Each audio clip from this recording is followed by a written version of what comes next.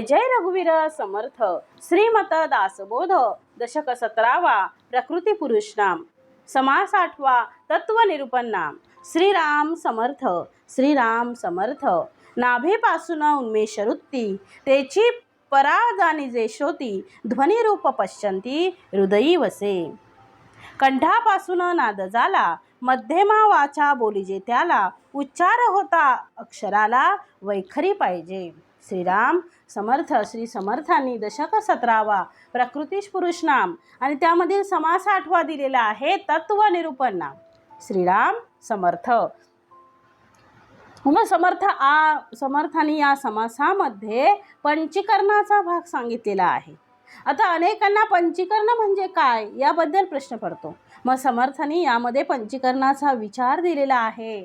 त्यामध्ये अंतःकरण पंचक, प्राणपंचक, इंद्रिय पंचक, ज्ञानेंद्रिय पंचक आणि विषय पंचक अशा प्रकारची 5 पंचक यामध्ये समर्थांनी सांगितलेली आहे. आणि त्यामध्ये 4 वाणी आणि ते 4 वाणींचे प्रकार आणि अधिक सविस्तर भाग यामध्ये आपण आज पाहणार आहोत. मग 4 वाणी परा, पच्छंती, मध्यमा, वैखरी याचंही वर्णन समर्थांनी या समासामध्ये केलेलं आहे. आणि आपल्याला ते उत्तमरित्या कळावं यासाठी समर्थांनी हा पूर्ण समास लिहिलेला आहे. आणि मग समर्थ म्हणतात आहे सूक्ष्म देहाची ही तत्व आहेत.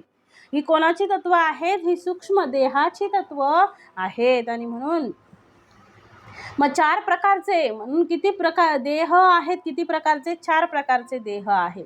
पहिला देह स्थूल आहे, दुसरा देह सूक्ष्म देह आहे, तिसरा कारण देह आहे आणि चौथा महाकारण देह आहे. आणि त्यापैकी स्थूल देह आपल्याला कल्पना आहे, जो आमच्या डोळ्यांनी दिसतो आहे त्याला स्थूल देह असं म्हणतात.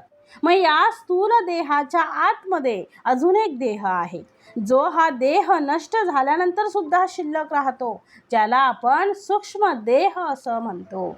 आणि म्हणून या सूक्ष्म देहाची अशा प्रकारे 5 तत्व आहे. त्यामध्ये पंचमहाभूत, आकाशाची म्हणजे अंतकरणाची पंचक, त्यामध्ये वायूचं पंचक, नंतर तेजाचं पंचक, त्यानंतर आपाचं पंचक आणि नंतर पृथ्वीचं पंचक याचा सगळा विचार या समासामध्ये समर्थ आपल्याला सांगत आहेत. आणि अत्यंत महत्त्वाचा विषय समर्थ आपल्यासमोर देत आहेत आणि त्याचं श्रवण आता आपण उत्तमाचं करावं असं समर्थांचं निवेदन आहे. आणि समर्थ म्हणतात आहे नाभीपासून उन्मेष वृत्ती तेची परा जाणीजे श्रोती ध्वनिरूप पश्यंती हृदयी वसे. कंठापासून नाद झाला मध्यमा वाचे बोलीजे त्याला उच्चार होता अक्षराला वैखरी पाहिजे. श्रीराम समर्थ. मग अत्यंत शांततेने याचा विचार करा. समर्थ काय म्हणताय? अत्यंत शांतपणे विचार करा. समर्थ म्हणतात नाभीपासून उन्मेष वृत्ती. श्री समर्थ म्हणतात आहे नाभीपाशी जे मूळ स्फुरण होतं ती स्फूर्ती म्हणजे परावाचा आहे. आणि हे श्रोत्याने जाणून घ्यावं. आणि हृदयाच्या ठिकाणी ध्वनी रूपाने असणारी ती पच्छंती वाचा आहे. मग समर्थ म्हणतात प्रथम ओवीमध्येच देतात आहे नाभीपासून उन्मेष वृत्ती. उन्मेष म्हणजे स्फुरण. पहिलं स्फुरण आमचं कुठे होतं तर ती जागा समर्थांनी परावानी सांगितलेली आहे. परावानी आणि परावानी म्हणजेच नाभी कमलात. मग इथे पहिलं स्फुरण होतं आणि त्या स्फुरणाला उन्मेष वृत्ती असं म्हटलेलं आहे. मग तिथून त्याची सुरुवात होते, तिथून त्याचा जन्म आहे, तिथून त्याचं उगमस्थान आहे. कोणाचं? त्या वृत्तीचं. आणि म्हणून समर्थ म्हणतात आहे नाभीपासून उन्मेष वृत्ती तेची परा जाणीजे श्रोती. मग त्यालाच आम्ही वाणीच्या नावाने परावाणी म्हणतो. मग उन्मेष वृत्तीलाच परावाणी असं म्हणतात. मग ही परावाणी आमच्या नाभी कमलाजवळ स्फुरण पावते. आता ती स्फुरण पावल्यानंतर तिला जो पहिला कोंब येतो किंवा त्याची पहिली जागा जी बदलते त्याचं नाव आहे पश्चंती. म्हणजे उफराट नाम घ्यायचं आहे. उफराट नाम म्हणजे नाभी, हृदय, कंठ आणि मग जीभ. जसं वाल्मिक ऋषींनी श्रीरामांचं नाव घेतलं म्हणजे वाल्याचा वाल्मिक झाला. कसा? तर उफराट्या नामासाठी वाल्मिक तरला उठी भविष्य बदला शतकोटीचे. म्हणजे भविष्य बदला शतकोटीचं. मग उफराट नाम कोणी घेतलं? वाल्या कोळीने घेतलं. वाल्या कोळीने घेतल्यामुळे ते वाल्मिक ऋषी झाले. राम राम राम नाम ना म्हणजे मरा मरा मरा मरा केल्यावर राम राम राम राम राम राम राम राम म्हणजे तसं समर्थ म्हणतात आहे. उलट उफराट नाम म्हणजे आतून घेतलेलं आहे. नाभी कमलाजवळ परेपासून नंतर मध्यमा वैखरी परा पच्छंती मध्यमा आणि वैखरी म्हणजे अगदी अगदी पोट तिडकीनं अगदी आतमध्येच ते रुजलेलं आहे. म्हणजे उफराट नाम घेऊन वाल्मिक ऋषी तरलेले आहेत. मग नाम आपलं स्मरण तसं असावं, भगवंताचं स्मरण आपण तसं करावं. अगदी नाभी कमलाजवळ अगदी परेतून आपलं स्मरण असलं पाहिजे. भले ते दिवसातून 2-3 वेळा करा, आपण असं स्मरण असलं पाहिजे की थेट ते आपलं स्मरण सद्गुरुचरणी पोचलं पाहिजे. म्हणून समर्थ म्हणतात सकाळी उठल्यापासून रात्री झोपेपर्यंत आपल्या मुखामध्ये ते नामस्मरण आपल्या भगवंताचं असलं पाहिजे, जेणेकरून आपल्या जन्माचं सार्थक होईल. आणि कारण वाल्मिक तरला उठाउठी, उफराटे नामासाठी वाल्मिक तरला उठाउठी, भविष्य बदला शतकोटीचे. मग समर्थ म्हणतात आहे वाल्मिक तरलेले आहेत, मग आपण का नाही तरणार? मग उफराट नाम घ्यायचं आहे परावाणीपासून परेपासून. कारण परेत जे उगवणार आहे, जसं आपण मातीत जे उगवतो ते वरती मातीच्या वर दिसतं आहे, तसंच समर्थ म्हणतात आहे की परेमध्ये तुम्ही जे उगवाल तेच तुमचं ओठावर येणार आहे, वैखरीमध्ये येणार आहे. मग परेमध्ये शुद्ध सत्व भाव असला पाहिजे. कोणाबद्दल द्वेष राग मद मत्सर अजिबात असता कामा नये. जे आहे ते बोलून टाकावं. कोणाबद्दल आपण काही विचार करूच नाही, कारण आपल्यासाठी ते घातक आहे. त्याच्यासाठी घातक असणं हे दुसरी गोष्ट आहे, पण त्याला काही होणार नाही. आपल्या तोंडाने आपण बोलतो आहे म्हणजे त्याचा परिणाम आपल्यावर होणार आहे. मग आपली परा कशी असली पाहिजे? आपली परा स्वच्छ असली पाहिजे. त्या परेमध्ये उत्तमाचे माझ्या सद्गुरूंचे विचार असले पाहिजे, माझ्या परमेश्वराचं ध्यान असलं पाहिजे, माझ्या सद्गुरूंचं स्मरण माझ्या परेमध्ये राहिलं पाहिजे, जेणेकरून माझ्या ओठावरही तेच येईल, माझ्या वैखरीमध्ये सुद्धा तेच येईल. म्हणून समर्थ म्हणतात परेमध्ये परा स्वच्छ असली पाहिजे, तरच तुमचं नाम परेवरून परा पच्छंती मध्यमा वैखरीतून निघू शकतं. आणि म्हणून म्हणतात आहे समर्थ नाभी हृदय कंठ आणि मग जीभ अशी 4 जागा आहेत. नाभीजवळ परावाणी सांगितलेली आहे, मग त्याच्यावर आलेलो आहे तिला म्हणतात आहे पश्चंती. मग पश्चंतीमध्ये ध्वनुरूप पश्चंती हृदयी वसे. मग ध्वनीच्या माध्यमातून आम्हाला हृदयाजवळ त्याचा ध्वनी ऐकायला येतो की नाही? ठक ठक ठक ठक. मग नाभी कमलाजवळ होणाऱ्या स्फुरणाचा ध्वनी आम्हाला ऐकू येत नाही, तो अत्यंत सूक्ष्मोत्तम असतो.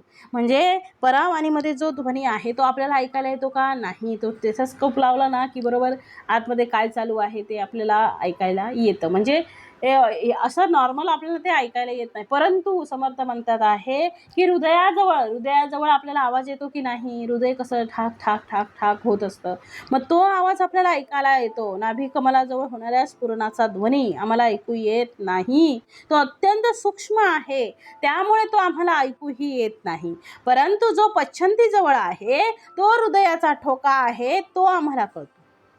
त्याला म्हटलेलं आहे उन्मेष वृत्ती. म्हणून म्हटलंय नाभीपासून उन्मेष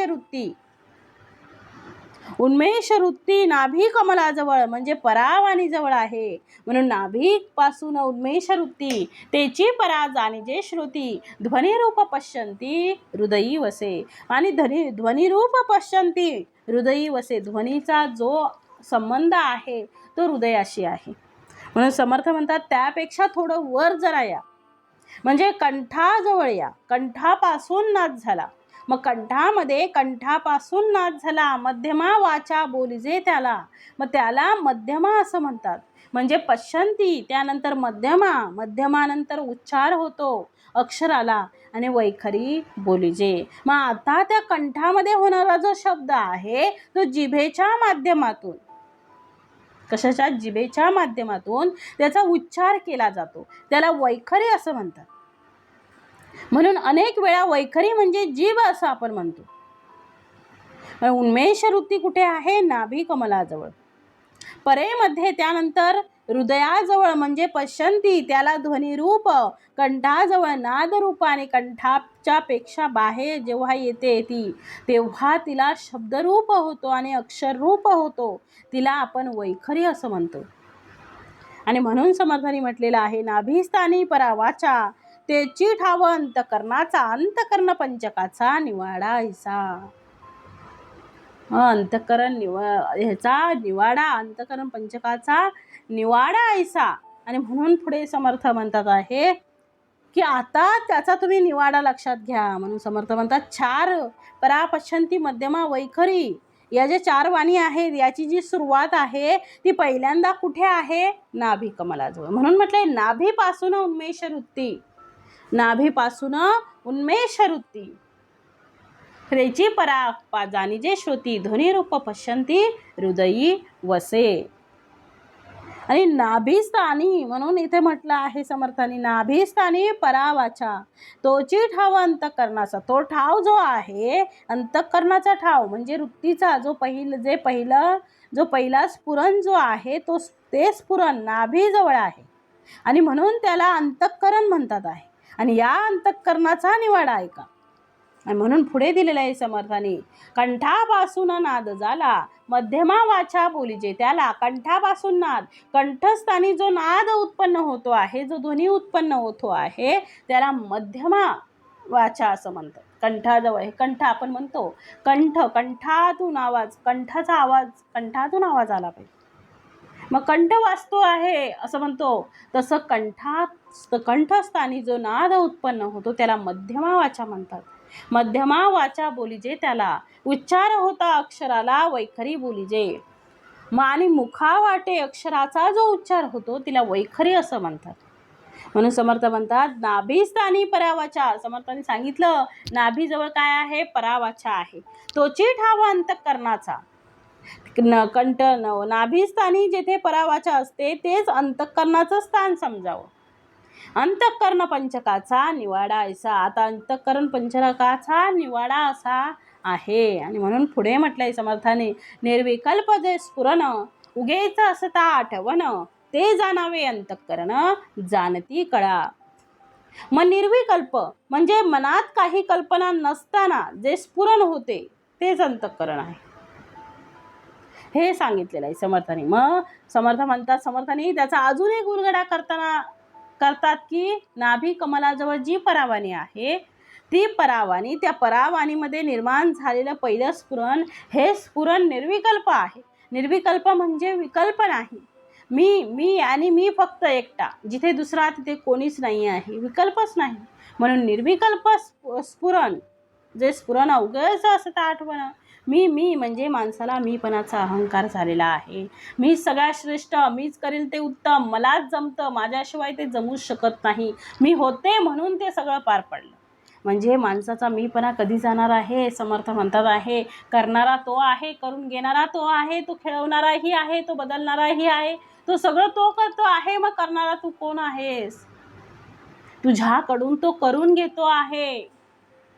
मग हे ज्याला त्याला कळलं पाहिजे. म्हणून मी न करता माझ्या भगवंतानी ते काम केलेलं आहे. माझा भगवंत पुढे म्हणजे माझ्या भगवंताने पुढे लागून हे सगळं कामं उत्तमरित्या पार पाडलेली आहे. त्या भगवंताचं स्मरण आपल्याला राहिलं पाहिजे, जाणत्याचं स्मरण आपण केलं पाहिजे. नुसतं मी करून आपला झेंडा गाजवू नये. तू काय केलं आहेस ते माहिती आहे. अरे भगवंत आहे म्हणून तुला सगळं जमतं आहे. म्हणजे निर्विकल्प जे स्फुरण उगेच म्हणजे तिथे जो एकटाच आहे, कारण नाही त्याला, उगेच असता आठवण म्हणजे आपण बसलेलो असताना अचानक आम्हाला काहीतरी आठवतं, काहीच कारण नसतं. मग त्याचं जे पहिलं स्फुरण आहे ते तुमच्या नाभीच्या जवळ आहे. ते जाणावे अंतःकरण जाणती कळा. मग अशा प्रकारे तुम्ही ते जाणून घ्या. अंतःकरण आठवले, अंतःकरण आठवले म्हणजे अंतःकरण आहे तिथे फक्त आठवण आहे. त्या आठवणीला कुठल्याही प्रकारचा लेश नाही. म्हणून निर्विकल्प जे स्फुरण उगेच असता आठवण ते जाणावे अंतःकरण जाणती कळा. अंतःकरण आठवले पुढे होय नवेसे गमले, करू न करू ऐसे वाटले तेची मन. सहज आठवले तिथे अंतःकरणाचा प्रत्यय नाही. पण जर एखादी गोष्ट करू की करू नको असं वाटलं तेच काय आहे? तर तेच आपलं मन आहे. करू की नको करू म्हणजे अंतःकरण आठवले म्हणजे कुठल्याही म्हणजे अंतःकरण आहे तिथे फक्त आठवण आहे. त्या आठवणीला कुठल्याही प्रकारचा लेश नाही. आठवणीला कुठल्याही प्रकारचं द्वंद्व नाही, आठवणीला कुठल्याही प्रकारची कारणं नाही. म्हणून समर्थ म्हणतात, अंतकरण आठवले पुढे होय नवेसे गमले. म्हणजे पुढे आहे किंवा नाही असा विचार निर्माण झाला, किंवा करू न करू ऐसे वाटले तेची मन. म्हणजे किती मनाची स्पष्ट कल्पना समर्थाने इथे दिलेली आहे. समर्थ म्हणतात, पहिलं स्फुरण झालं, मग त्या स्फुरणाच्या बद्दल संभ्रम निर्माण झाला, म्हणजे द्वंद्व आलं. हे करू की करू नको असं द्वंद्व आलं, म्हणजे करू की नको करू या गोंधळात पडलो. पण असं असावे की नसावं, मनामध्ये अशा प्रकारचा विकल्प निर्माण झाला. मग त्याला मन असं म्हणतात. संकल्प विकल्पाधिक मन. संकल्प आहे, विकल्प आहे, अशा प्रकारचं जे स्फुरण आहे ते मनाची जागा आहे. म्हणजे अंतःकरणामध्ये 5 कप्पे आहेत. अंतःकरणामध्ये 5 कप्पे आहेत. पहिला मोठा कप्पा म्हणजे ते अंतःकरण आहे. त्या अंतःकरणामध्ये छोटे छोटे अजून 4 कप्पे आहेत. पहिलं कप्पा आहे मन, म्हणजे पहिला कप्पा जो आहे ते आहे मन. दुसरा कप्पा आहे बुद्धी, तिसरा कप्पा आहे चित्त, आणि पाचवा जो समर्थ म्हणतात तिसरा आहे चित्त, आणि पाचवा आहे अहंकार. आणि या सगळ्यांचा एक मोठा कप्पा आहे, त्याला आपण अंतःकरण असं म्हटलेलं आहे. म्हणून समर्थ म्हणतात आहे त्याला आम्ही मन असं म्हणू. आणि म्हणून समर्थांनी पुढे दिले, संकल्प विकल्प तेची मन. ज्याचा संकल्पही आहे विकल्प आहे ते मन आहे. जेणेकरिता अनुमान पुढे निश्चय तो जाण रूप बुद्धीचे. म्हणून मन हे म्हणजे मन हे समर्थ म्हणतात विकल्पात्मक असतं, आणि त्यामुळेच कल्पना केली की पुढे जो निश्चय केला जातो ते बुद्धीचं रूप जाणावं. मग समर्थ म्हणतात आहे संकल्प विकल्पतेची मन. संकल्प आणि विकल्प त्याला मन म्हणावं. जेणेकरिता अनुमान पुढे निश्चय तो जाण रूप बुद्धीचे. पण या मनाच्या पुढे बुद्धी आहे, कारण पहिलं स्फुरण अंतःकरणामध्ये, दुसऱ्या कप्प्यात ते आल्याबरोबर संकल्प विकल्प निर्माण झाला, त्याला आम्ही मन म्हटलं. मग करू की नको करू, जसं आपण एखादी गोष्ट करायला गेलो की ती करू की नको करू याच्यातच आपण अडकून बसतो. मग भगवंताचं करताना त्या भगवंताचं, ज्याने आपल्याला हे उत्तमाचं आयुष्य दिलेलं आहे, ज्याने आपल्याला उत्तमाचा देह दिलेला आहे, एवढं सगळं ऐश्वर्य आपल्याला दिलेलं आहे, त्याला विसरून कसं चालेल? त्याची भक्ती करू की नको करू हा प्रश्न आपल्याला पडताच कामा नये. कारण माझ्या भगवंताने माझा जन्म कशासाठी घातलेला आहे? मला या माझ्या जीवनाचं सार्थक करायचं आहे. माझा उद्देश आहे, जन्माला आल्यावर माझा उद्देश आहे, मला या जीवनामध्ये तरुण जायचं आहे, मला हा इहलोक पार करून परलोकामध्ये जायचं आहे. मग समर्थ म्हणतात आहे याच्या सगळ्यामध्ये आपल्याला भगवंताशी आपलं नातं कसं असलं पाहिजे? घट्ट असलं पाहिजे. परेपासून आपलं स्मरण झालं पाहिजे. परेपासून आपल्याला, कारण जे परेमध्ये आहे, परेमध्ये जर भगवंत असेल तर तो वैखरीवर उमटणार आहे. जर परेमध्येच नसेल, म्हणजे जसं पेराल तसे उगवेल. शेतात जर आपण गहूचे दाणे लावले असतील तर ज्वारी कशी उगवणार? जे उगवलं पेरलं आहे तेच उगवणार आहे. मग समर्थ म्हणतात परेमध्ये जे आहे तेच वैखरीमध्ये येणार आहे. म्हणून परा स्वच्छ निर्मळ अगदी स्वच्छंद राहू द्या तिला.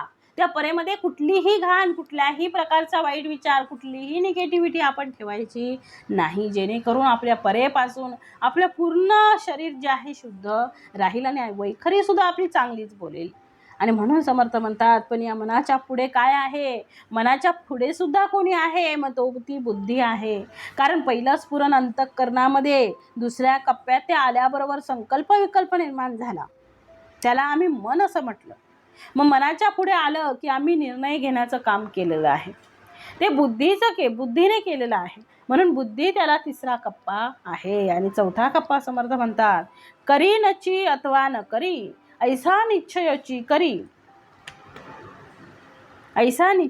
करी, त्याची बुद्धी हे अंतरी विवेके जाणावी. मग एखादं कार्य करू की नको करू, करीनच अथवा करणारच नाही असा अंतरात निश्चय जी करते ती बुद्धी आहे. ती विवेकाने अंतःकरणातून जाणून घ्यावी. मग पहिला मनामध्ये प्रश्न होता की हे करावं की नाही करावं, असं असावं की नसावं. पण जेव्हा आपल्या बुद्धीने विचार करून त्याचा निर्णय दिलेला आहे, ते निर्णयात्मक जे कार्य आहे ते बुद्धीचं क्षेत्र आहे आणि म्हणून बुद्धीवरून काम केलं जात पाहिजे. मनात आलं म्हणून केलं कधी कधी चुकू शकतं. आम्ही विवेकाने, विवेकबुद्धी हा शब्द वापरलेला आहे. ती विवेकबुद्धी जर वापरली तर आपल्या हातून चूक होत नाही, पण मनाचं ऐकलं तर मात्र चूक होतं. म्हणजे मनाचं ऐकावं, पण मन सगळंच करायला सांगतं. मग सगळंच आपण करू शकत नाही. काही गोष्टी मनाच्या ऐकता कामा नये. मग बुद्धीने आपण विचार केला पाहिजे. म्हणजे काही वेळा म्हणतात शक्तीपेक्षा युक्ती श्रेष्ठ असते बघा. मग तसं आपल्याला कळलं पाहिजे की आता बुद्धीचं काम आहे की मनाचं काम आहे. मग बुद्धीचं असल्यावर, बुद्धीने विचार केल्यावर, विवेकबुद्धीने जर विचार केला तर कुठलाही पश्चाताप होत नाही किंवा हातून कुठलीही आपल्या हातून चूक होत नाही. पण मनाचं ऐकलं तर मात्र होऊ शकते. म्हणून बोलताना आपण म्हणतो भावनेच्या भरात करून टाकलं हो मी, भावनेच्या भरात माझ्या लक्षात आलं नाही, पण भावना ओसरली म्हणजे बुद्धी स्थिर झाली. मग लक्षात येतं की आपण केलं बरं, केलं खरं, पण चूक केली. म्हणजे भावनेच्या भरात एखादा आपल्याला जर काही बोलला असेल तर आपण लगेच त्याला रिप्लाय देतो. भावनेच्या भरामध्ये आपण रागारागात असतो. म्हणजे जर एखादी गोष्ट, एखादं भांडण झालं असेल, काहीतरी बोलायचं असेल तर रागारागात आपण तिथे बोलता कामा नये. काही वेळा मौन धारण करावं, शांतता ठेवावी. तो एकदा काय 4-5 दिवस त्याच्यानंतर गेले, हळूहळू ती गोष्ट जशी जुनी होत जाते तसा त्याचा विसर पडत जातो. मग त्याला काहीही म्हणजे बोलताना, एखाद्याला काही बोलताना आपण म्हणून 100 वेळा विचार केला पाहिजे. उचलली जीभ लावली टाळ्याला असं करू नये. म्हणून त्याचा विचार करते तेव्हा ते आपल्या लक्षात येतं की आपली चूक घडली आहे. म्हणून मनाला स्थिर होऊ द्या, बुद्धीला निर्णय घेऊ द्यावा आणि मग हातातून काम व्हावं. पहिलं स्फुरण आहे, मनामध्ये गोंधळ आहे, बुद्धीने निर्णय घेतलेला आहे व निर्णयाप्रमाणे आपण वागलो आहे. मग पुढील कार्यापुढे समर्थ म्हणतात विघ्न नाही आहे आणि म्हणून समर्थांनी पुढे दिले आहे करी नची अथवा न करी ऐसा निश्चयची करी त्याची बुद्धी हे अंतरी विवेक जाणावी. म्हणजे ते विवेकाने अंतकरणात जाणून घ्यावी. आणि म्हणून पुढे म्हटलंय जे वस्तूचा निश्चय केला पुढे त्याची चिंतू लागला ते चित्त बोला यथार्थ मानावे. मग वस्तूचा जो एकदा निश्चय केला त्याचंच पुढं चिंतन होऊ लागलं. मग चिंतन करणारे ते चित्त आहे हे यथार्थ समजून घ्यावं. म्हणून समर्थ म्हणतात आहे की आपण बुद्धीने निर्णय घेतला, पण बुद्धीने निर्णय घेऊन कार्य होत नाही. निर्णय फक्त निश्चय करून टाकतं, पण निश्चयानंतर ते करण्यासाठी जी मनामध्ये घालमेल चालू असते त्या घालमेलीला चिंतन असं म्हणतात. मग ते सतत चिंतन करून ते चिंतन आपल्या देहाकडनं ते कार्य करून घेतं. आणि म्हणून चिंतन असलं पाहिजे, मग ते कार्य होतं. ते पहिलं मनात येऊ द्या, मनाचा गोंधळ मिटू द्या, त्याच मनामधून रूपांतर बुद्धीमध्ये होऊ द्या. म्हणजे त्याच मनाचं रूपांतर बुद्धीमध्ये होऊ द्या. बुद्धीला निर्णय देऊ द्या, बुद्धीने दिलेला निर्णय तो चिंतनाला जाऊ द्या आणि त्याचं चलबिचल होऊ द्या. आणि चलबिचलानंतर पुढे त्याच्या हातून कार्य घडू द्या. म्हणून पुढे समर्थांनी दिलं आहे पुढे कार्याचा अभिमान धरून हे कार्य अवश्य केलंच पाहिजे. या भावनेने कार्यास प्रवर्तन तोच काय आहे, अहंकार आहे. म्हणून दिलंय पुढे कार्याचा अभिमान धरणे हे काय तो अगत्य करणे ऐसा कार्यास प्रवर्तने तोची अहंकारू. म्हणजे आवश्यक केलंच पाहिजे या भावनेने कार्याला प्रवर्तन तो काय आहे, अहंकार आहे. पण पुढे कार्य करतो, पण करणारा कोण आहे, करता कोण आहे. म्हणजे समर्थ म्हणतात आहे मी करता ऐसे म्हणसी तेने तू कष्टी होसी. काय म्हटलंय, मी करता ऐसे म्हणसी तेने तू कष्टी होशी. म्हणजे मी करता असं जर म्हटलं तर तू कष्टी होशील.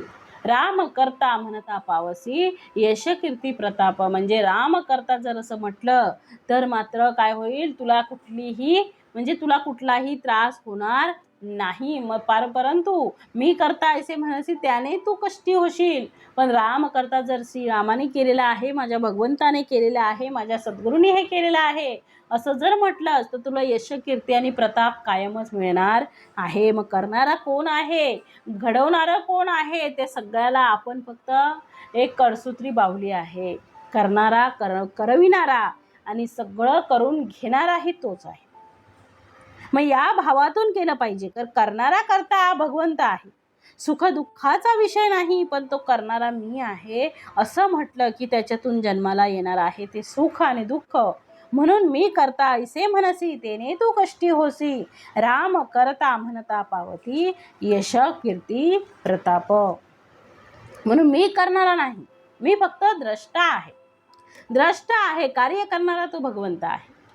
पण कार्याचा अभिमान माणसाला येतो. मी केलं, माझ्यामुळे झालं, माझ्याकडनं घडलं असं जेव्हा अहंकार येतो तिथे समर्थ म्हणतात आहे मी घडलं माझ्यामुळे, मी एवढं केलं, मी गावाला घर बांधलं, मी गाडी घेतली, मी बंगला बांधला, मी मुंबईला रूम घेतला, मी असं केलं, मी मुलांना शिकवलं, मी ते केलं, मी हे अरे तू केलंस, पण तुला तुझ्याकडून करून घेणारा कोण आहे, तुला बुद्धी देणारा कोण आहे, तुला तुझ्याकडून हे सगळं उत्तमरित्या पार पाडून घेणारा कोण आहे, करता कोण आहे, कोणाच्या जीवावर तू हे करतो आहे. मग करता एक भगवंत आहे, त्याच्यामुळे हे सगळं चाललेलं आहे. आणि त्या भगवंतामुळे आपण भगवंत करून घेतो आहे.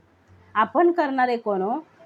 आपल्यासारख्या पामराला ते शक्यच नाही, आपल्यासारख्याला ते जमणारच नाही. तो आहे म्हणून हे सगळं उत्तमाचं होत आहे. आणि म्हणून ते अहंकाराची जागा आहे, ते अहंकाराचं स्थान आहे. म्हणून अशा प्रकारे आपण अहंकारामध्ये जाऊन पडतो आणि अहंकार धरून मग आपल्या हातून कार्य घडते किंवा कार्यामध्ये आपल्याला आपोआपच अहंकार बाधा होते आणि त्या बाधेतून मनुष्य दुःखी होतो आणि भगवंतापासून अंतरतो. अहंकाराचा वारा न लगो राजसारा, माझिया दृष्टदासा भावनिक रासे.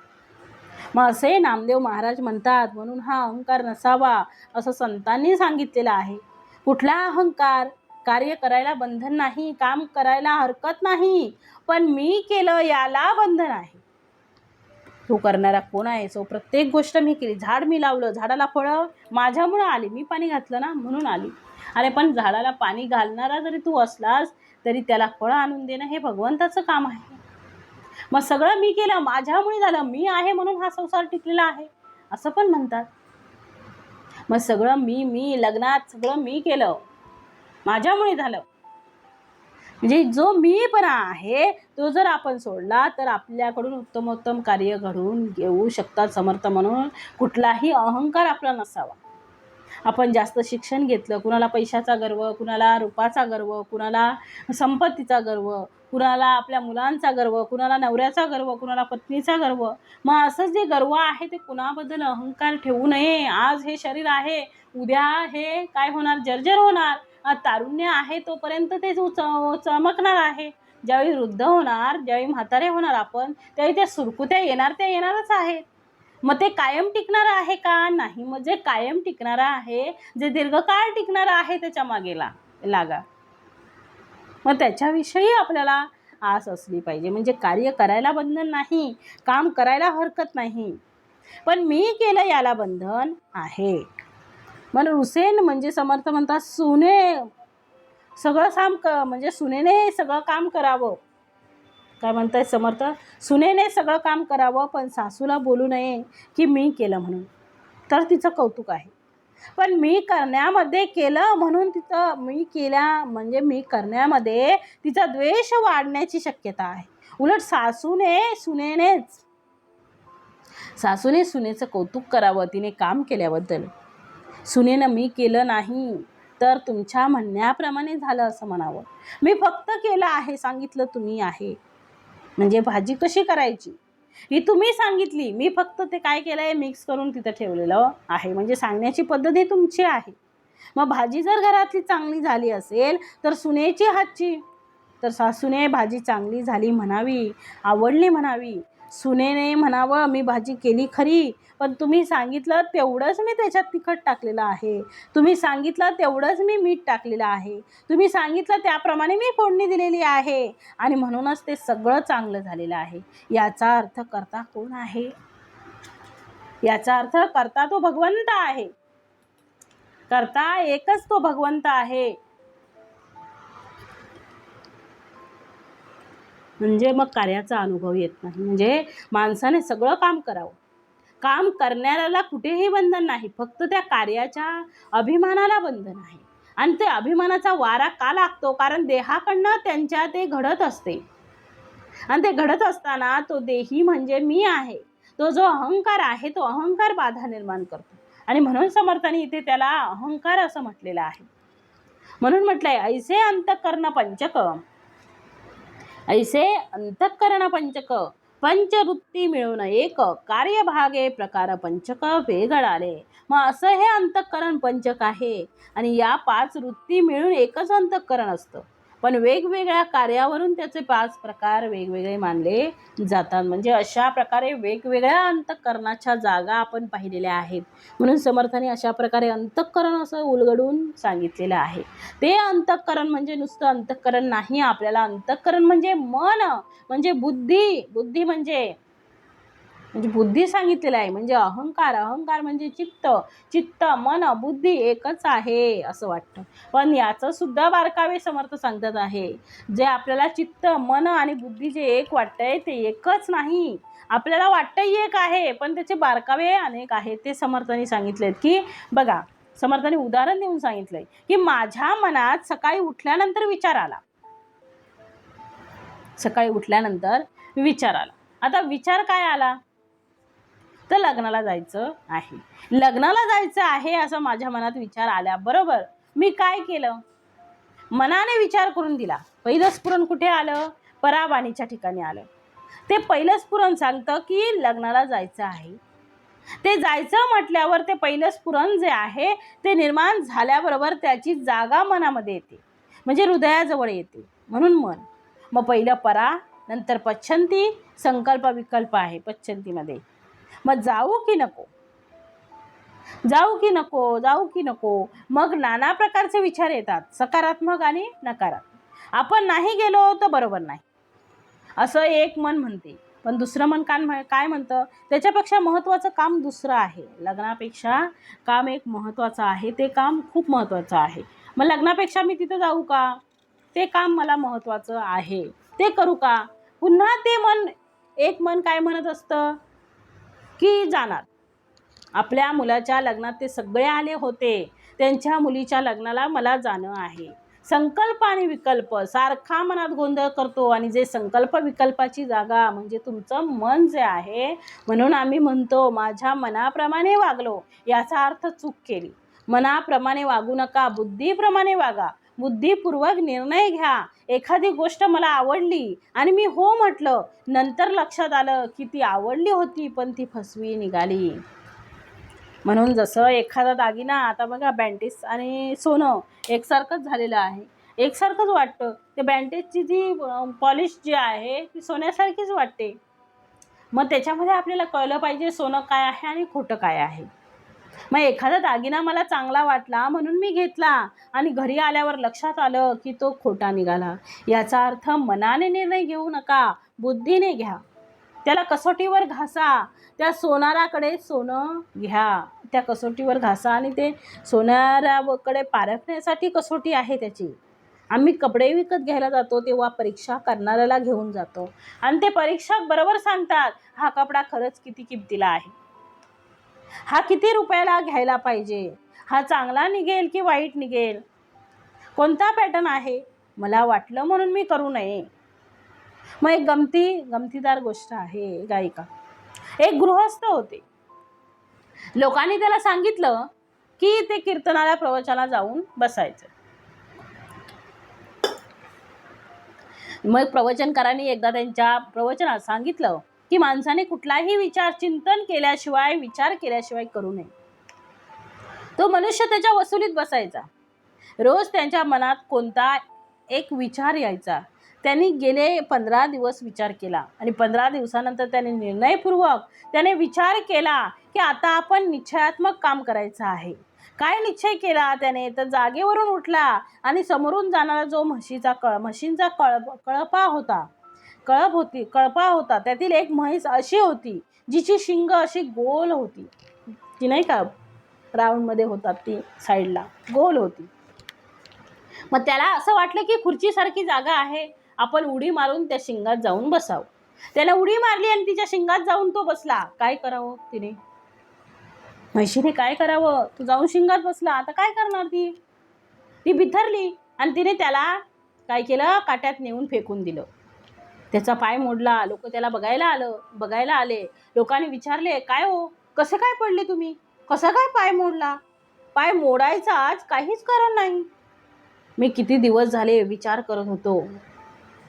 बुवा सांगायचं होतं, म्हणजे सगळे गेलेले ना, मग ते म्हणायला लागले, बुवा सांगायचं होतं की कुठलंही काम विचारपूर्वक करा. म्हणजे बुवा सांगायचे की कुठलंही काम कसं करा, विचारपूर्वक करा. मग 15 दिवस झाले की 15 दिवस झाले मी विचारच करत होतो की या म्हशीच्या शिंगात उडी मारून बसायचा मला आहे. मग शेवटी 15 दिवसातून निर्णय घेतला आणि मी उडी मारली, पण या म्हशीने मला पाडलं आणि मग माझा पाय मोडला. लोक म्हणाले, अहो जरा विचार करून करायचं असतं, काही करता काय? अहो मी विचार करूनच केलं हो समर्थ.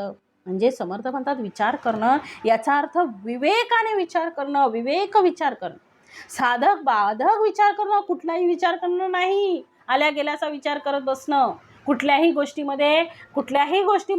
गोष्टीचा विचार करणं हे योग्य नाही. मनामध्ये येणं, आठवण होणं हे परेचं क्षेत्र आहे. मनामध्ये येणं आणि ती करू की नको करू असं असणं हे मनाचं क्षेत्र आहे. आपल्या मनात जो निर्माण झालेला विचार आहे तो करावा असा विचार येणं बुद्धीचं क्षेत्र आहे. मग त्या बुद्धीमध्ये सुद्धा विवेक बुद्धीचा भाग आहे. त्या विवेक बुद्धीने घेतलेला निर्णय आहे आणि मग पुढे मात्र सारखं त्याचं चिंतन सुरू झालं आहे. ते क्षेत्र चित्ताचं आहे आणि चित्ताच्या क्षेत्रानंतर मी प्रत्यक्ष कार्य केलेलं आहे आणि मी केलेलं आहे असा अहंकार आहे, म्हणून तो अहंकाराचं स्थान आहे. म्हणून समर्थ म्हणतात आहे की अशा प्रकारे मन, बुद्धी, चित्त आणि अहंकाराला हळूहळू त्याची ऊर्ध्वगती आहे. म्हणून पहिल्यांदा ते सूक्ष्म आहे, मग परेमध्ये सूक्ष्म आहे. म्हणून म्हटलंय समर्थाने, जैसे पाचही प्राण कार्यभागे वेगळाले जाण, नाही तरी वायूचे लक्षण एकची असे. म्हणजे नाही तरी वायूचे लक्षण एकची असे. म्हणजे जसं समर्थ म्हणतात असं हे अंतःकरण पंचक आहे आणि या 5 वृत्ती मिळून एकच अंतःकरण असतं, पण वेगवेगळ्या कार्यावरून त्याचे 5 प्रकार वेगवेगळे मानले जातात. मग जसं 5 प्राणही वेगवेगळ्या कार्यभागामध्ये वेगवेगळे गणले जातात, नाहीतर वायूचं लक्षण गती हे एकच असतं. म्हणून पुढे दिलंय समर्थाने, सर्वांगी व्यान नाभी समान, कंठी उदान गुदी अपान, मुखी नासिकी प्राण नेमस्त जाणावा. मग आता समर्थ म्हणतात आहे की सर्वांगी व्यान नाभी समान, सर्वांगी व्यान नाभीस्थानी समान आणि कंठी उदान गुदी अपान, कंठाच्या ठिकाणी उदान, गुदस्थानी अपान आणि मुखी नासिकी प्राण नेमस्त जाणावा. तोंड आणि नाकाच्या ठिकाणी प्राण असं हे निश्चितपणे जपावं, निश्चितपणे हे जाणावं. मग अंतःकरण पंचकाचे त्यांनी वेगवेगळे भाग सांगितले आणि असं अंतःकरण पंचवृत्ती मिळवून एक कार्यभागे प्रकार पंचक, कार्यभागी प्रकार पंचक वेगळाले. मग 5 प्रकारचे प्राण आहेत, त्या 5 प्रकारांची जागा भिन्न भिन्न आहे, परंतु त्याचं जे तत्व पाहिलं ते एकच आहे. मग आपल्या घरामध्ये जेवण करत असताना वेगवेगळे जर आम्ही पात्र ठेवले, म्हणजे वेगवेगळं पात्र ठेवलं आणि त्या पात्रामध्ये ठेवलेला पदार्थ एकच असेल तरी सुद्धा त्या पात्राच्या धारण शक्तीमुळे त्यामध्ये भिन्नता निर्माण होते. म्हणजे पदार्थ ठेवताना तो एकच प्रकारचा ठेवला आहे, परंतु पात्र वेगवेगळं आहे. मग त्याला जसा आकार निर्माण झालेला आहे तशी त्याची म्हणजे धारणशक्ती जशी त्याने प्राप्त केलेली आहे तसं त्याचं वर्णन होऊ शकतं. म्हणून समर्थ म्हणतात त्यामध्ये कार्य करण्याची क्षमता भिन्न असल्यामुळे त्याचा अर्थ बदलतो. मग माणूस एकच आहे पण तो वेगवेगळ्या ठिकाणी आपलं वेगवेगळं रूप धारण करतो आहे. तो ऑफिसमध्ये असताना साहेब असतो, पत्नीसमोर असताना तो पती असतो, मुलासमोर असताना पिता असतो, समाजासमोर असताना तो नागरिक असतो आणि तो त्याचं रूप बदलतो. तो त्याचं जागेवर त्याच जागेवरून गेल्यानंतर त्याचं कार्य बदलतं. त्याप्रमाणे या 5 प्राणांचं आहे. पंचप्राण हे 5ही प्राण म्हणजे व्यान, समान, उदान, अपान आणि प्राण असे पंचप्राण आहेत. मग त्यांचं स्थान बदललं म्हणून त्यांचं नामकरण बदललं. तसं अंतःकरणाच्या बाबतीतही तसंच आहे. तो जो पहिला विचार आहे, तरंग आहे, त्या विचार तरंगाच्या जागा बदलल्या आणि त्यामुळे त्याचं प्रगटीकरण सुद्धा बदललेलं आहे. सूक्ष्म विचार आहे. अंतःकरणाच्या मध्ये हे जे 4 कप्पे सांगितले, मन, बुद्धी, चित्त आणि अहंकार. पहिल्या विचाराचा जो स्फुरण आहे, पहिल्या विचाराचा जो तरंग आहे, तो तरंग जिथे उमटतो त्याला अंतःकरण असं म्हणतात. मग त्या विचारांचा जो गोंधळ आहे तो आम्हाला मनात पाहायला मिळतो. जागा तीच आहे परंतु एकाला आपण अंतःकरण म्हटलं आणि दुसऱ्याला मन म्हटलेलं आहे. मग त्या मनामधला जो गोंधळ मिटलेला आहे त्याला आम्ही बुद्धी म्हटलं. मग बुद्धीने सारखं चिंतन केलं म्हणून त्याला चित्त म्हटलं आणि चित्तामध्ये मी करतो अशी भावना जन्माला आल्यामुळे तिथे अहंकार निर्माण झाला. मग तशा प्रकारे 5 प्राण आपल्या शरीरामध्ये वेगवेगळ्या जागेवर आहेत आणि म्हणून समर्थ म्हणतात सर्वांगी व्यान. सर्व अंगामध्ये ऑक्सिजन आहे, सर्व अंगामध्ये काय आहे, वायू आहे. सर्वांगी व्यान, सगळ्या अवयवामध्ये काय आहे, वायू आहे. सर्वांगी व्यान म्हणून त्या वायूला शास्त्रामध्ये व्यान असं म्हणतात.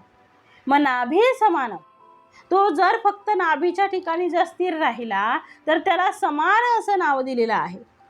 मग कंठी उदान, मग कंठामध्ये जेव्हा तो येतो तेव्हा उदान म्हणतात त्याला. आणि पुढे गुदी अपान म्हणजे उपस्थानामध्ये असेल तर त्याला आपण उदान असं म्हटलेलं आहे. मुखी नासिका प्राण, मुखामध्ये नासिका यामधून आपण जेव्हा वायू जातो म्हणजे जेव्हा वायू जातो तेव्हा त्याला आपण प्राण असं म्हणतो. मुखामधून आणि नासिकेतून, तोंडातून आणि नाकातून म्हणजे नाकातून स्नेमस्त जाणावा. बोलिले हे प्राणपंचक, काय म्हटलंय, बोलिले हे प्राणपंचक. आता ज्ञानेंद्रिये पंचक, श्रोत्र, त्वचा, चक्षु, जिव्हा, नासिका ऐसे हे ज्ञानेंद्रिय. हे प्राणपंचक आहे. मग आता ज्ञानेंद्रियांनी काय करावं, म्हणजे ज्ञानेंद्रियांची कल्पना आपल्याला आहे. ज्या इंद्रियांकडून आम्हाला बाहेरच्या भौतिक जगाची ओळख होते त्याला ज्ञानेंद्रिय असं म्हणतात, म्हणजे ज्याच्यातून आपल्याला ज्ञान मिळतं. मग कोणकोणती ती इंद्रिय आहेत, पहिलं आहे श्रवण म्हणजे कान. कशाचं श्रवण करावं, काय ऐकावं, म्हणजे कोणाचं ऐकावं. श्रवण कुठलंही श्रवण करून उपयोग नाही. त्या भगवंताचं, त्या सद्गुरूंचं स्मरण आपल्याला ऐकता आलं पाहिजे. श्रवण सद्गुरूंबद्दल आपल्याला काहीतरी ऐकता आलं पाहिजे, आपल्याला गोडी लागली पाहिजे. श्रवण करताना सुद्धा उत्तमाचं श्रवण करावं. तुम्ही काय श्रवण करताय, कुठे करताय हे महत्त्वाचं आहे, कशासाठी करताय. नुसतं श्रवण नाही हो, तो भगवद्रूपी संत वचन ऐकली पाहिजे. संत वचन आपण म्हणजे अंगीकारली पाहिजेत. आणि म्हणजे श्रवण म्हणजे काय, तर कान. आम्ही ऐकतो म्हणून आम्हाला ऐकल्यामुळे शब्दाच्या माध्यमातून किंवा आवाजाच्या माध्यमातून आम्ही त्याची परीक्षा करतो. हातातून बशी पडली तर त्याचा आवाज वेगळा आहे आणि ते भांड कोणत्या धातूचं आहे ते सुद्धा आपले कान सांगतात. म्हणजे जर प्लॅस्टिकची असेल तरी त्याचा वेगळा आवाज येतो, काचेची असेल तरी वेगळा येतो, ॲल्युमिनियमची असेल तर वेगळा येतो, पितळीची असेल तर वेगळा. म्हणजे याचा अर्थ कानाच्या माध्यमातून आम्हाला ज्ञान होतं. म्हणून ज्ञानेंद्रिय, ज्या गोष्टीतून ज्या इंद्रियामार्फत आपण ज्ञान प्राप्त करतो त्याला ज्ञानेंद्रिय असं म्हणतात. ते आपण शिकलेलं आहे. मग म्हणून कर्ण म्हणजे कान म्हणजे श्रोत्र. मग आमचं एक ज्ञानेंद्रिय आहे, हे दुसरं आहे त्वचा. दुसरं इंद्रिय त्वचा आहे. त्वचेला स्पर्श जाणवतो, शीतोष्ण आम्ही राहू शकतो, म्हणून त्वचा ही पदार्थाचं ज्ञान करून देते, म्हणून तेही एक ज्ञानेंद्रिय आहे.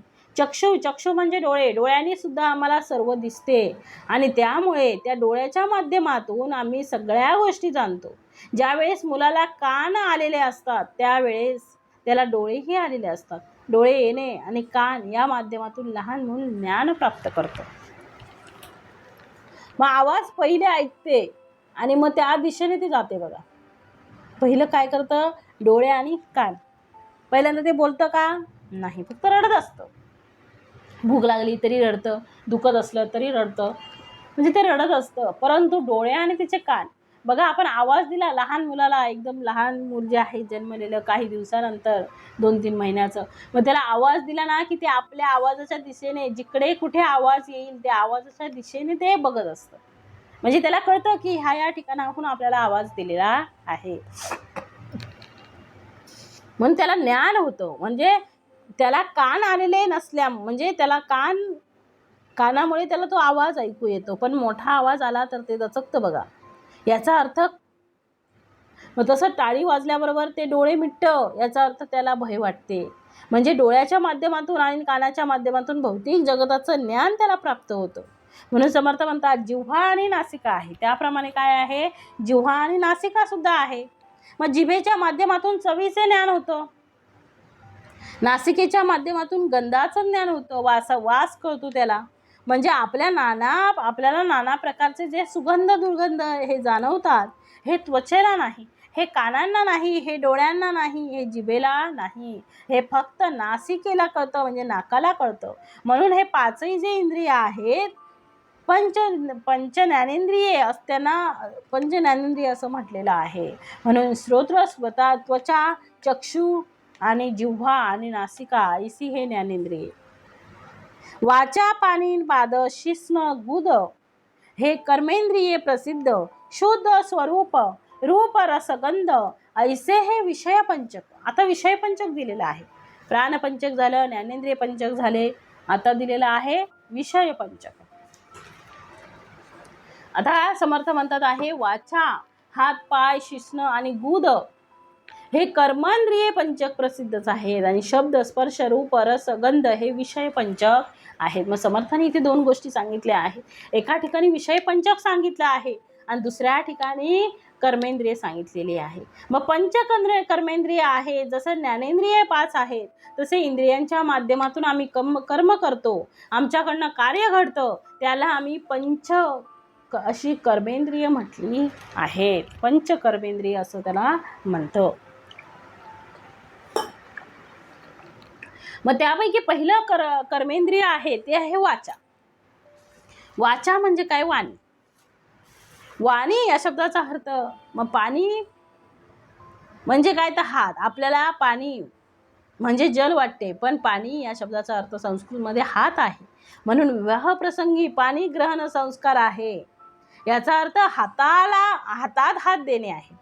म्हणून जे पाणी म्हणजे हाताच्या माध्यमातून काम होतं, वाचेच्या माध्यमातून बोलले जातं, पायाच्या माध्यमातून चाललं जातं, आणि आपलं मलमूत्र विसर्जन करण्यासाठी शिस्न आणि गुद याचा वापर केला जातो. हे सगळी कर्मेंद्रिय आहेत आणि कर्मेंद्रियाच्या माध्यमातून कर्म होते आहे. मग ही जी ज्ञानेंद्रिय आहेत, कर्मेंद्रिय आहेत, ती आपण कशासाठी वापरावी, कशासाठी त्याचा वापर करावा हे आपल्यावर आहे. उत्तमाच्या गोष्टी शिकण्यासाठी, उत्तमाच्या गोष्टी आत्मसात करण्यासाठी त्यांचा वापर करावा, नाहीतर विषय वासनेमध्ये अडकण्यासाठी या विषयांचा वापर करू नये. म्हणून ही कर्मेंद्रिये प्रसिद्ध. आता विषय पंच कोणते आहेत? ज्यांच्या इंद्रियांच्या माध्यमातून विषय सेवन केलं जातं ते पंचविषय. कोणते आहेत? तर पहिला शब्द आहे, दुसरा स्पर्श आहे, तिसरा रूप आहे, चौथा रस आहे आणि पाचवा गंध आहे. म्हणजे प्रत्येकाचं आहे. जसं शब्द हे कानाच्या माध्यमातून आपल्याला ज्ञान देतो, हा कानाचा विषय झाला. मग स्पर्श हे त्वचेचा विषय आहे, स्पर्श झालेला आहे. चक्षु हे डोळ्यांचा विषय आहे, दिसणारं दृश्य म्हणजे रूप आहे. जिव्हा म्हणजे जिव्हा आहे आणि याचा विषय झाला आहे रस. म्हणजे नासिका या शब्दाचा अर्थ गंध. गंध म्हणजे सुवास, वास घेणं हे नासिकेचं काम आहे. असे हे पंचविषय आहेत. आणि आता एकूण आपण अंतःकरण पंचक पाहिलं, नंतर प्राणपंचक पाहिलं, म्हणजे जिथे वायूचे प्रकार आहेत. जिथे वायूचे 5 प्रकार पाहिले, व्यान, समान, उदान, अपान आणि प्राण.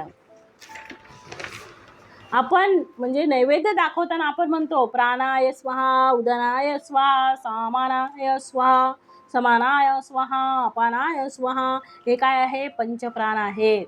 मग हे पंचप्राण जे आहेत, हे पंचप्राण त्यानंतर पहिलं अंतःकरण पंचक म्हणजे अंतःकरण, मन, बुद्धी, चित्त, अहंकार हे पंचप्राण आहे. मग पंच ज्ञानेंद्रिये, श्रोत्र म्हणजे कर्ण, त्वचा, चक्षु म्हणजे डोळे, जिव्हा आणि नासिका हे 5 ज्ञानेंद्रिये. पंच कर्मेंद्रिये कोणती? तर वाचा, पाणी, वापाद, शिस्न आणि गुद. या सगळ्यांची एकूण बेरीज केली, सगळ्यांचा मेळा केला तर 5वे विषय पंचक. ऐसी झाली 5 पंचके. काय म्हटलंय? ऐसी झाली 5 पंचके. मग ऐशी ही 5 पंचक म्हणजे किती झाले? 5 5 25. मग समर्थ म्हणतात आहे की अशी जी 5 विषयक 5 पंचविषयक आहे म्हणजे अंतःकरण, प्राण पंचक, ज्ञानेंद्रिये, कर्मेंद्रिये पंचक, 5वे विषय पंचक, ऐशी ही 5 पंचके. म्हणजे अंतःकरण पंचक झालं, प्राण पंचक झालं, ज्ञानेंद्रिय पंचक झालं, कर्मेंद्रिय पंचक झालं, 5 विषय पंचक, अशी ही 5 पंचक आहेत. आणि म्हणून समर्थ म्हणतात आहे ही ऐसे हे 5 पंचके, ऐसे हे 25 गुण मिळून सूक्ष्म देह जाण, याचा कर्दम बोलीला श्रवण केले पाहिजे. असे हे 25 गुण मिळून 5 5 25 म्हणजे एकामध्ये 5. मग असे 5 प्रकारचे विषय म्हणजे 5 प्रकारचे पंचक आहेत. मग 5 5 25 झाले. मग असे हे 25 गुण मिळून सूक्ष्म देह जाणावा, याचं मिश्रण कसं झालं ते सांगितलं जात आहे. हे श्रवण केलं पाहिजे. आणि म्हणून समर्थ म्हणतात आहे की समर्थाने पुढे दिले आहे याचा कर्दम म्हणजे चिखल म्हणजे आपल्या एकाच देहामध्ये जसं एका ओल्या मातीच्या गोळ्याला आपण नाना प्रकारचे अवयव निर्माण करतो, जशी गणपतीची मूर्ती तयार करताना त्याचे 4 हात, सोंड तयार करतो, त्याच्यातूनच सगळे अवयव निर्माण करतो.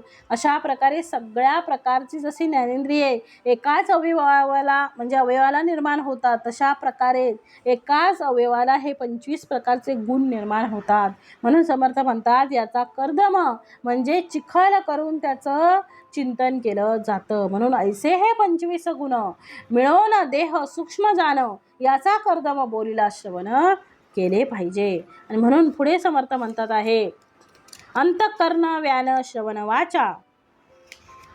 पुढे समर्थाने दिलंय अंतःकरण, व्यान, श्रवण, वाचा. अंतःकरण, व्यान, श्रवण, वाचा आदी शब्द हे विषय कशाचे आहे? शब्द विषय आकाशाचा. हे विषय आकाशाचे गुण आहेत. पुढे विस्तार वायूचा बोलीला असे. आता वायूचा विस्तार पुढे समर्थाने सांगितलेला आहे. आता एक एक सहसंबंध असलेले गुण कोणते आहेत? तर अंतःकरण, व्यान, श्रवण, वाचा शब्द विषय आकाशाचा. पुढे विस्तार वायूचा बोलीला असे. पुढे समर्थाने दिले मन, समान, त्वचा, पाणी, स्पर्श, रूप हा पवनी, ऐसे हे अडाके साधुनी मुकोठा करावा. मन, समान, त्वचा, हात आणि स्पर्श हा विषय हे वायूचं स्वरूप आहे. वायूचं स्वरूप आहे असे हे अडाके जाणून घेऊन कोष्टक तयार करावं, म्हणजे हे पंचीकरण नीट आपल्याला समजेल. आणि म्हणून पुढे दिलंय समर्थाने बुद्धी, उदान, नयन, चरण, रूप विषयक. रूप विषयाचे दर्शन संकेत बोलिले मन घालून पाहिजे. मग मन, समान, त्वचा, हात आणि स्पर्श हा विषय वायूचं स्वरूप आहे असे हे आडाखे जाणून घेऊन कोष्टक तयार करून ते समजावं. मग बुद्धी, उदान, नयन, चरण. बुद्धी, उदान, डोळे, पाय आणि रूप. चरण म्हणजे पाय, नयन म्हणजे डोळे. रूप विषय आहे तेजाचं रूप थोडक्यात सांगितलेलं आहे. मन एकाग्र करून काय करा? श्रवण करा. चित्त, अपान, जिव्हा, शिस्न, रस विषये आपजान, पुढे ऐका सावधान पृथ्वीचे रूप. मग चित्त, अपान, जिभ, शिस्न आणि रस हा विषय हा जल तत्वाचा विस्तार आहे. आता सावधान होऊन पृथ्वीचं रूप ऐका. म्हणून पुढे दिलंय अहंकार, प्राण, घ्राण, गुद, गंध विषय जाण, ऐसे केले निरूपण शास्त्र मते. मग चित्त अपान जीभ शिस्न आणि रस हा विषय जलतत्वाचा विस्तार आहे. आता सावधान होऊन पृथ्वीचा ऐका. आपण पुढे अहंकार, प्राण, नाक, गुद आणि गंध हा विषय हे पृथ्वीचं रूप आहे. त्याप्रमाणे शास्त्राधारे हे निरूपण केलेलं आहे. ऐसा हा म्हणून म्हटलं ऐसा हा सूक्ष्म देह, असा हा सूक्ष्म देह आहे. पाहता होई जे निसंदेहे, येथे मन घालून पाहे त्यासीच हे उमजे. मग समर्थाने आता या सगळ्या देहाचा समसंबंध सांगितला आहे. सहसंबंध कसा आहे तो सांगितला. समर्थ म्हणतात आहे आकाशाचा अर्थ धर्म. याच्यामध्ये पहिला आकाशामध्ये स्फुरण, प्रथम स्फुरण अंतःकरण, म्हणजे ती जागा अंतःकरणाची आहे. त्यामध्ये जो वायू आहे तो सर्वांगी असलेला आकाशामध्ये सर्वत्र वायू, शरीरात सर्वत्र वायू म्हणून तिला म्हणजे सर्वत्र वायू म्हणून तिला म्हटलं आहे. सर्वांगी जो आहे तो व्यान, श्रवण म्हणजे आकाशामध्ये शब्द, आपल्या अंतःकरणात जे शब्द मिळतात ते श्रवणाच्या माध्यमातून म्हणून श्रवण, आणि आकाशाचा पुढचा संबंध घेणार आहे तो शब्द, वाचा. म्हणून अशा प्रकारे बोलणं आणि पृथ्वीचे विषय पंचकामध्ये शब्द, वाचा, श्रवण, व्यान, अंतःकरण आणि मूळ आकाश हे आकाशाचं धर्म, दुसरा धर्म दिलेला आहे त्यांनी वायूचा. मग वायू सर्वत्र आहे. तसंच मन संकल्प विकल्पात, मन इकडे असते तर कधी तिकडे असते, मन सगळीकडे फिरत असते. मग समान तो जो वायू आहे तो नाभिस्थानी आहे. तो जो वायू सांगितलेला आहे तो कसा आहे, नाभिस्थानी आहे. मग त्वचा जाणवते, शीतोष्ण, गरम आहे, थंड आहे दाखवते, आणि हस्त पदार्थ उचलतो, हाताने आपण काम करतो आणि त्वचेला स्पर्श होतो. अशा प्रकारे पृथ्वीचा स्पर्श, पृथ्वी पंचक. मग इथं तेजामधून काय निर्माण झालेलं आहे, बुद्धी, उदान, त्यानंतर त्याचं ज्ञानेंद्रियांमध्ये चक्षु, डोळे, कर्मेंद्रियांमध्ये पाय, आणि त्याचा विषय आहे रूप, म्हणजे डोळ्यांनी काय दिसेल तर रूप दिसेल. म्हणून आप म्हणजे पाणी, पाण्यापासून काय आहे तर ते आकाश तत्व आहे. चित्त, चिंतन करणे हे त्याचं कार्य आहे. अपान हा वायू अपानी गुदस्थानी असतो. मग त्यानंतर इंद्रिय पंचकामध्ये जिभेला या गोष्टी जाणवतात. पाणी म्हणजे पाण्याचा संबंध जिभेशी आहे. रजस्वाद म्हणजे कोणाला कळतो, आंबट, तिखट, गोड, कडू हे सगळं आमच्या जिभेला कळतं. मग यासाठी आणि नंतर मूत्र विसर्जनासाठी उपस्थ आम्हाला दिलेली आहे, आणि त्यातून मला मूत्र विसर्जन होतं. रस पृथ्वीचं तत्व दिलेलं आहे. मग अहंकार, प्राण, वायू नाकातून आणि मुखातून, नाक म्हणजे घ्राण, त्यांचं कार्य सुगंध दुर्गंध समजतो. गुद मत्सोत्सर्ग करणं आणि गंध करणं, अशा प्रकारे हे पंचसूक्ष्म देहाची तत्व आहेत. म्हणून समर्थ पुढे म्हणतात आहे काम, क्रोध म्हणजे अशा प्रकारे सूक्ष्म देहाचे, म्हणजे असा हा सूक्ष्म देह आहे. याचा सूक्ष्म विचार केल्याने साधक निसंदेह होतो, पण अत्यंत मन लावून जो हा सगळं काही पाहिल त्यालाच ते समजेल, उमजेल. मग अशा प्रकारे सूक्ष्म देहाचं वर्णन केलं. ऐसे सूक्ष्म देह बोलिले, पुढे स्थूळ निरोपिले, आकाश पंचगुणे वर्तले कैसे स्थूळी. आणि म्हणून मग दिला अशा प्रकारे सूक्ष्म देहाचं वर्णन केलं. आता पुढे सूक्ष्म देहाचं निरूपण केलेलं आहे. आता पुढे स्थूल देहाचं निरूपण केलेलं आहे. स्थूलाच्या ठिकाणी आकाश 5 गुणांनी कसे वर्तत आहे ते ऐका. म्हणून पुढे दिले काम, क्रोध, शोक, मोह, भय हा पंचविध आकाशाचा अन्वय. पुढे पंचविध वायो निरोपिला. काम, क्रोध, शोक, मोह, भय हा 5 प्रकारचा आकाशाचा अन्वय आहे. आता वायूचा पंचविध अन्वय सांगितलेला आहे. चलन, वळन, पासारण, निरोध आणि आकुंचन हे पंचविध लक्षण प्रभंजनाचे. मग चलन, वलन, प्रसरण, निरोध आणि आकुंचन हे पंचविध लक्षण वायूचे आहेत. क्षुधा, तृषा, आलस्य, निद्रा, मैथुन हे तेजाचे पंचविध गुण. आता पुढे अपलक्षण निरोपिले पाहिजे. मग क्षुधा, तृषा, आळस, निद्रा, मैथुन हे तेजाचे पंचविध गुण आहेत, आणि पुढे जलतत्वाचं लक्षण सांगितलेलं आहे. म्हणजे समर्थ म्हणतात आकाशाचे त्यांनी 5 प्रकार सांगितले. आकाशात काय निर्माण झालं, काम, क्रोध, शोक, मोह, भय, मग गुणदोष आहेत. म्हणून आपण म्हणतो ब्रह्म हे आकाशासारखं विशाल आहे. आकाश म्हणजे ब्रह्म नाही, कारण आकाशाला हे पंचदोष आलेले आहे. शून्यत्वाचाही दोष आहे, आणि हे काम, क्रोध, मद, मोह याचाही दोष त्याला लागलेला आहे.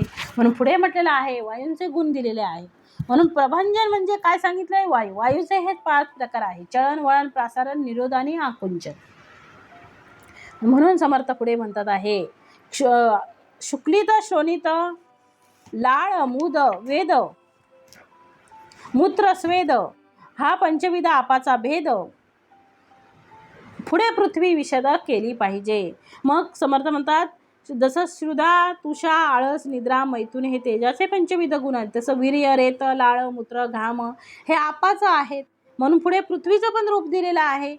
अस्थि, मांस, त्वचा, नाडी, रोम हे पृथ्वीचे पंचविध धर्म, ऐसे स्थूळ देहाचे वर्म बोलीजे असे. म्हणून पृथ्वी, अस्थि, मांस, त्वचा, नाडी आणि रोम म्हणजे केस अशा प्रकारे जे देहामध्ये दिसतात आहे ती पृथ्वीचे तत्व आहे. अशा प्रकारे एकूण 25 तत्व समर्थांनी येथे वर्णन केलेली आहेत. आणि पुढे दिलेलं आहे, पृथ्वी, आप, तेज, वायू, आकाश हे 5चे 25 ऐसे मिळून स्थूळ देहास बोलीजे ते. म्हणजे पृथ्वी, आप, तेज, वायू आणि आकाश या 5ची मिळून 25 तत्वे मिळून स्थूल देह बनतो. आणि म्हणून सांगितलेले आहे समर्थांनी. पुढे समर्थ म्हणतात आहे की तिसरा देह कारण अज्ञान, चौथा देह महाकारण ज्ञान, हे 4ही देह निर्शिता विज्ञान परब्रह्मते. तिसरा देह कारण हा ज्ञानमय आणि चौथा देह महाकारण हा ज्ञानमय असतो. आणि या 4ही देहांचे निरसन केल्यावर विज्ञानमय परब्रह्म तेवढं उरतं. म्हणून पुढे समर्थांनी दिले, विचारे 14 देहा वेगळे केले, मी पण तत्वासरीसे गेले, अनन्य आत्मनिवेदन झाले परब्रह्मी. मग विचाराने 4ही देहांचं निरसन केलं की मीपणा तत्वांच्या निरसनाबरोबरच नाहीसा होतो आणि परब्रह्माच्या ठिकाणी अनन्य अशा प्रकारे आत्मनिवेदन होतं, परब्रह्माशी ऐक्य होतं. मग निवेदन आपलं काय असावं, आत्मनिवेदन कसं असावं, कसं मांडावं हे ज्याला त्याला कळलं पाहिजे. विवेके चुकला जन्म मृत्यू, नरदेहे साधिले महत्कृत्य, भक्ती योगे कृतकृत्य सार्थक झाले. मग विवेकाने जन्ममृत्यूच्या चक्रातून सुटका होते. नरदेहाच्या योगे आयुष्याचं सार्थक होऊन मुख्य कार्य साधलं जातं आणि भक्तीच्या योगाने कृतकृत्यता लाभून नरदेहाचा सार्थक होतं. इति श्री पंचीकरण केलेची करावे विवरण, लोहाचे झाले सुवर्ण परिसाचे न योगे. याप्रमाणे या पंचीकरणाचे विवरण वारंवार करावं, वारंवार हवं. म्हणजे परिसाच्या योगाने लोहाचं सुवर्ण होणं जसं आहे, म्हणजे परिसाच्या स्पर्शाने लोहाचं सुवर्ण होतं, तसं सद्गुरुचरण भेटल्यावर मनुष्याच्या आयुष्याचं सोनं होऊन जातं. मग संगती कोणाची असावी? सत्संगती असावी, संतांची संगती धरावी, जेणेकरून जसं लोखंडाचं सुवर्ण होतं परिसाच्या स्पर्शाने, तसं सद्गुरू म्हणजे परिसा आहेत आणि आपण लोखंड आहोत. आपण ज्यावेळी